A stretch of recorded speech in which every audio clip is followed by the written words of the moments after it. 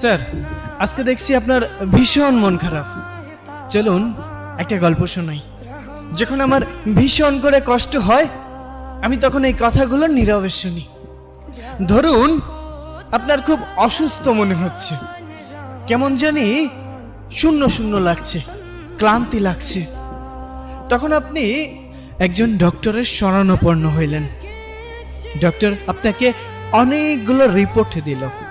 আপনি পরীক্ষাগুলো করে রিপোর্টগুলো ডক্টরের হাতে তুলে দিলেন। ডক্টর রিপোর্টটা হাতে নিয়ে আপনার মুখের দিকে তাকাচ্ছে, আবার রিপোর্টের দিকে তাকাচ্ছে। তখন আপনাকে জিজ্ঞাসা করলো, আপনার সাথে কেউ আসেনি?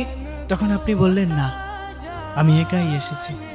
অনেক দিন ধরেই ক্লান্ত মনে হচ্ছে, কেমন জানি মনে হচ্ছে, আমি জানি না।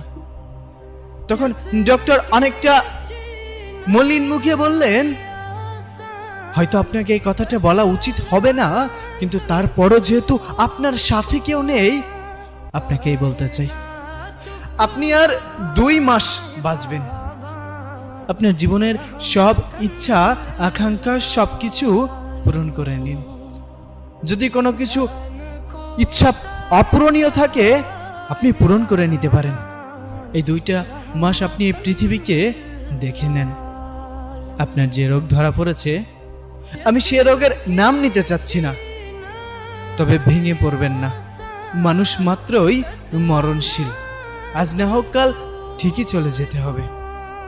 আপনাকে এজন্যই সতর্ক করে দিলাম, কারণ আমি এমন রোগী অনেক দেখেছি। ঠিক তখন আপনি স্তব্ধ হয়ে গিয়েছেন। আপনার এত ক্ষমতা, এত জোশ, এত টাকা, এত অর্থ সম্পদ কোথায় যাবে? কোথায় যাবে? যত বড়ই শক্তিশালী মানুষ হোক না কেন, মানুষ তো মরণশীল। আপনি রিপোর্টগুলো হাতে নিয়ে হসপিটাল থেকে বের হয়ে যাচ্ছেন। আপনার চোখে মুখে মলিন একটা ভাব। আপনি চারপাশটা খুব মনোমুগ্ধকর ভাবে তাকিয়ে আছেন, প্রকৃতি দেখছেন। কেমন জানি আপনার এই প্রকৃতি ছেড়ে যেতে মন চাচ্ছে না। আপনার ভীষণ কষ্ট হচ্ছে, দম বন্ধ হয়ে যাচ্ছে। আপনি বাসায় গেলেন। বাসায় যেতে অনেক দেরি হয়ে গেল।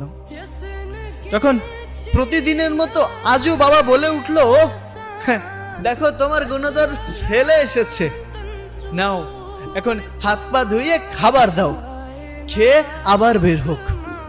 সারাদিন তো কোনো কাজকর্ম নেই।